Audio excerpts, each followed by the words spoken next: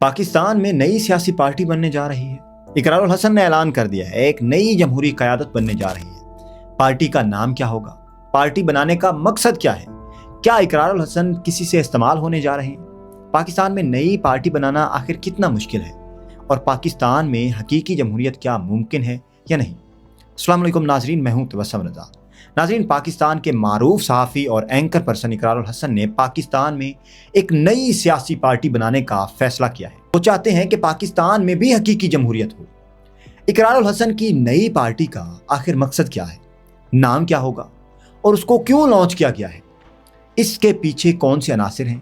اور پاکستان جیسے ملک میں ایک حقیقی جمہوری پارٹی بنانا کتنا آسان ہے، کتنا مشکل ہے، یہ سب ہم ڈیٹیل میں ڈسکس کرتے ہیں۔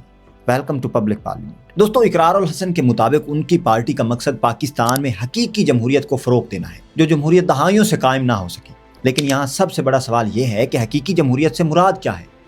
سیاسیات کے ماہر جان لاک نے کہا تھا کہ democracy is not merely a system of elections but a culture of accountability. تو پاکستان میں اس وقت جمہوریت ایک الیکٹورل ریچول بن چکی ہے، ایک ایسا نظام جہاں ووٹ تو پڑتے ہیں مگر فیصلے کہیں اور جا کر ہوتے ہیں۔ فارم 45 کا ایشو، فارم 47 کا ایشو۔ اگر اقرار الحسن واقعی اس نظام کو بدلنے نکلے ہیں تو انہیں صرف پارٹی نہیں، ایک نیا کلچرل مائنڈ سیٹ لانچ کرنا ہوگا۔ یہ سوال سب سے زیادہ ڈسکس ہو رہا ہے کہ کیا اقرار الحسن کسی ہڈن ہینڈ کے منصوبے کا حصہ ہے؟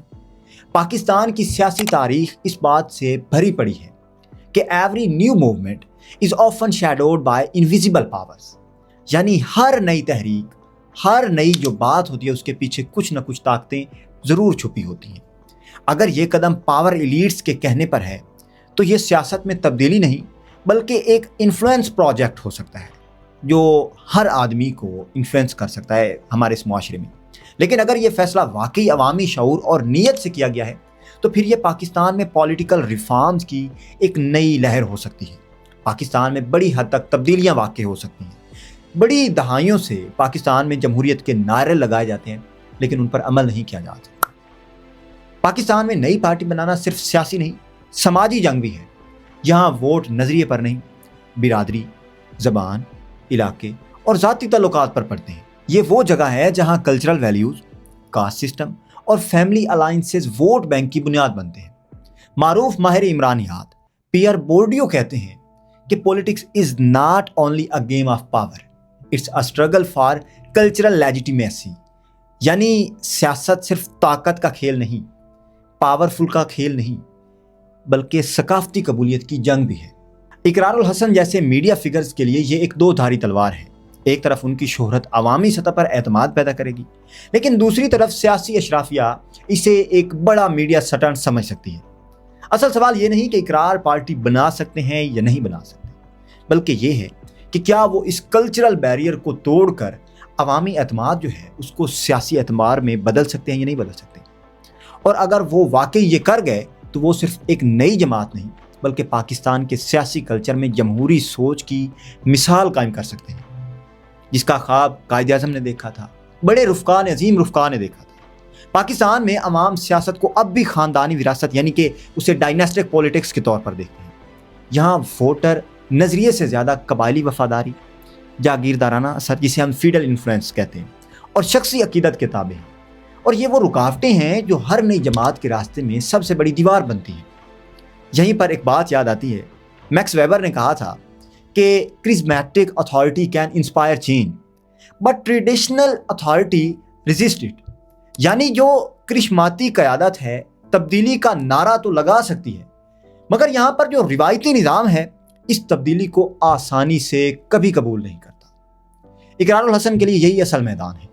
انہیں محض ایک نئی پارٹی نہیں بلکہ ایک نیا سیاسی کلچر متعارف کروانا ہوگا جہاں قیادت خون سے نہیں بلکہ قابلیت سے پہچانی جائے۔ اگر وہ اس سیاسی جمود کو توڑنے میں کامیاب ہو گئے تو وہ پاکستان میں صرف سیاسی تبدیلی نہیں بلکہ سیاسی شعور کی بیداری کے بانی بن سکتے ہیں۔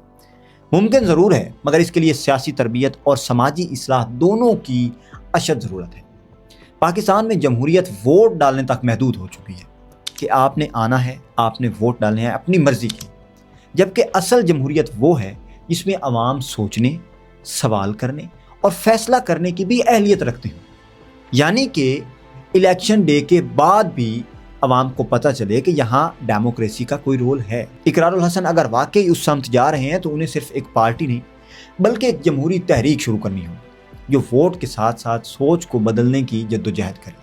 یہاں نیلسن منڈیلا کی ایک بات یاد آتی ہے، وہ کہتے ہیں کہ real change is not brought by revolution but by evolution of conscience. اور اسی تناظر میں اگر اقرار الحسن اس شعور کو جگانے میں کامیاب ہو گئے تو شاید وہ سیاست کو اقتدار سے نکال کر اقدار کی دنیا میں لے جائیں، جہاں قیادت عوام کے لیے نہیں عوام سے جنم لیتی۔ اگر اقرار الحسن واقعی نیک نیتی سے قدم اٹھا رہے ہیں تو پاکستان کے لیے یہ ایک امید کی کرن ہے، کیونکہ ہمارے ملک کو آج نئی سیاست نہیں نئی نیت کی ضرورت ہے۔